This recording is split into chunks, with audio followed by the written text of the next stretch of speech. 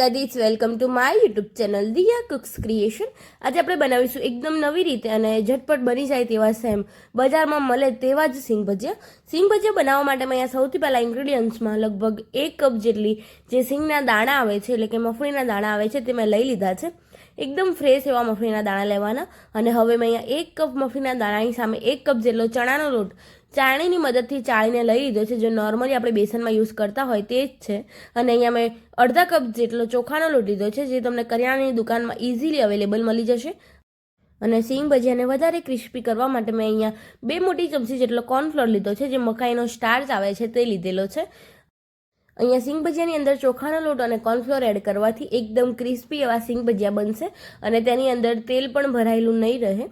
અને હવે મેં અહીંયા એક મિક્સર બાઉલ લઈ લીધું છે, તે મિક્સર બાઉલની અંદર જે આપણે 1 કપ જેટલા સિંગ દાણા એટલે કે મફળીના દાણા લીધા હતા તેને એડ કરી લઈશું અને તેને સારી રીતે આપણે પાણી એડ કરી બરાબર વોશ કરી લઈશું, જેથી કરીને સિંગ દાણા આપણા સારા એવા પલળી જશે અને તેની ઉપર જો અશુદ્ધિ પાવડર હશે તો તે દૂર થઈ જશે। તમે જોઈ શકો છો આ રીતે બરાબર સારી રીતે તેને આપણે હાથની મદદથી મસળીને વોશ કરી લઈશું।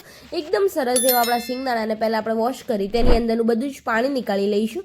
તમે જોઈ શકો છો આ રીતે મેં સિંગદાણામાંથી પાણી નીકાળી લીધું છે અને હવે તેની અંદર 1 કપ જેટલો જે ચણાનો લોટ લીધો હતો તેને એડ કરી લઈશું। ત્યારબાદ તેની અંદર જે ચોખાનો લોટ લીધો હતો તેને એડ કરી લઈશું અને કોર્નફ્લોર પણ એડ કરી લઈશું। અને હવે મસાલામાં ટેસ્ટ પ્રમાણે કાળું મીઠું એટલે કે સંચળ પાવડર એડ કરી લઈશું। અહીંયા સંચળ પાવડરનો એ જ ઉપયોગ છે કે બધા જ હલવાઈવાળા એટલે કે બજારમાં જે નાસ્તા મળતા હોય છે તેમાં સંચળ પાવડરનો જ ઉપયોગ કરવામાં આવે છે। અને હવે તેની અંદર અડધી ચમચી જેટલી હળદર, અડધી ચમચી જેટલું તીખું લાલ મરચું, 1 મોટી ચમચી જેટલો ધાણા જીરાનો પાવડર અને અડધી ચમચી જેટલી હિંગ એડ કરી અડધી ચમચી જેટલો સફેદ મરીનો પાવડર એડ કરી લઈશું। અમુક લોકો તેને સફેદ મરચું પણ કહેતા હોય છે, તેને એડ કરી લઈશું અને 1 મોટી ચમચી જેટલો તેની અંદર મરી પાવડર એડ કરી લઈશું। અહીંયા મેં મરચું ઓછું એડ કર્યું છે અને મરી પાવડરની ક્વોન્ટિટી વધારે રાખી છે। અને અડધી ચમચી જેટલો ગરમ મસાલો એડ કરી બધી જ વસ્તુને સારી રીતે મિક્સ કરી લઈશું। જો અહીંયા તમે મરચું આ રીતે મારી જેમ ઓછું કરશો તો તેનો એકદમ રિયલ ઓરિજિનલ કલર આવશે અને બહુ જ સરસ એવા બનશે। જો તમે મરચું વધારે એડ કરશો તો આપણા સિંગ ભજીયા એકદમ લાલાશવાળા બની જશે। અહીંયા જો તમારે તીખાશ વધારે લેવી હોય તો તમે મરી મસાલો વધારે એડ કરી શકો છો। અને હવે બરાબર સારી રીતે તેને મિક્સ કરી લઈશું, જેથી કરીને મફળીના દાણા પલળેલા હોવાને લીધે તેની અંદર બરાબર ચણાનો લોટ અને મસાલા સારી કોટ થઈ જશે। તમે જોઈ શકો છો આ રીતે મેં અહીંયા મસાલા અને ચણાના લોટને સારી રીતે સિંગદાણાની ઉપર કોટ કરી લીધા છે। અને હવે તેની અંદર આ રીતે થોડું થોડું છાંટા એવા પાણીને પાડી તેને બરાબર સારી રીતે મિક્સ કરી લઈશું, જેથી કરીને વધારે પડતો જે ચણાનો લોટ જે છૂટો છવાયો છે તે એકદમ સરસ એવો સિંગદાણા પર કોટ થઈ જશે।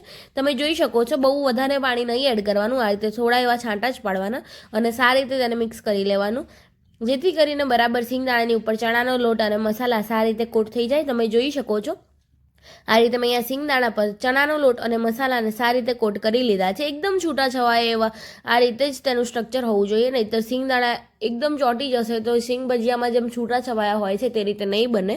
અને લગભગ મેં અહીંયા 3 થી 4 ચમચી જેટલું જ પાણીનો ઉપયોગ કર્યો છે। અને હવે તેની અંદર 1 ચમચી જેટલો લીંબુનો રસ એડ કરી લઈશું। જો તમને લીંબુનો ફ્લેવર ભાવતો હોય તો જ એડ કરવાનો, બાકી તો તમે સ્કીપ કરી શકો છો। અને હવે અહીંયા આ રીતે બરાબર તેને સારી રીતે મિક્સ કરી લઈશું, જેથી કરીને લીંબુનો રસ પણ સારો એવો સિંગ ભજીયા પર કોટ થઈ જાય અને બહુ જ સરસ એનો તે ટેસ્ટ આવશે। તમે જોઈ શકો છો મેં અહીંયા બરાબર સારી રીતે તેને મિક્સ કરી લીધું છે અને હવે સિંગદાણાને ફ્રાય કરવા માટે તેલ ગરમ કરવા માટે મૂકી દીધું છે। અહીંયા તમે જોઈ શકો છો તેલ પણ સારું એવું આપણું ગરમ થઈ ગયું છે। હવે તેની અંદર આ રીતે આપણે એકદમ છૂટા છવાયા એવા આપણે સિંગ ભજીયા તેની અંદર એડ કરી લઈશું। તમે જોઈ શકો છો ગરમ તેલની અંદર આ રીતે એકદમ છૂટા છવાયા એવા અને છૂટા કરીને એડ કરી લઈશું। અને હવે આ રીતે થોડા એવા ઉપર આવે ત્યારબાદ તેને ઝારાની મદદથી આપણે આ રીતે મિક્સ કરી લઈશું અને જો કોઈ સિંગ ભજીયા ચોંટી ગયા હશે તો તેને દૂર કરી લઈશું। તમે જોઈ શકો છો આ રીતે બરાબર તેને સારી રીતે ફ્રાય કરી લઈશું અને અહીંયા આપણા સિંગ ભજીયા સારા એવા ફ્રાય થવા લાગ્યા છે।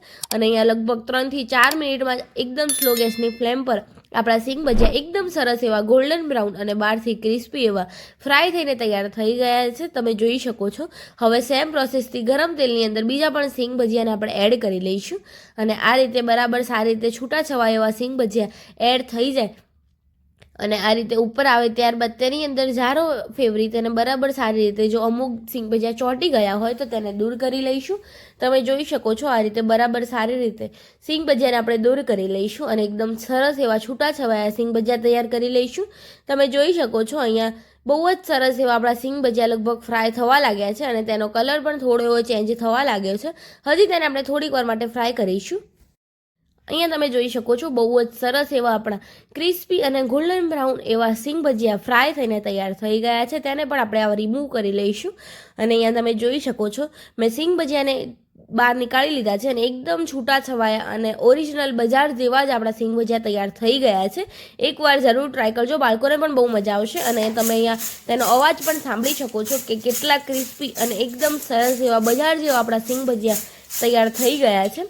તમારે આ રીતે તેની ઉપર ચાટ મસાલો સ્પ્રિંકલ કરવો હોય તો કરી શકો છો, અથવા તો ચાટ મસાલો ન હોય તો તમે કાળું મીઠું કે આમચૂર પાવડર પણ સ્પ્રિંકલ કરી શકો છો. અને હવે તેને બરાબર સારી રીતે મિક્સ કરી લઈશું, જેથી કરીને ચાટ મસાલો સારી રીતે તેની પર કોટ થઈ જાય. તમે જોઈ શકો છો અને બહુ જ સરસ એવા આપણા ચટાકેદાર અને બજાર જેવા જ એવા આપણા ક્રિસ્પી અને સ્પાઇસી એવા સિંગ ભજીયા તૈયાર થઈ ગયા છે. તેને સર્વિંગ પ્લેટની અંદર સર્વ કરી લઈશું.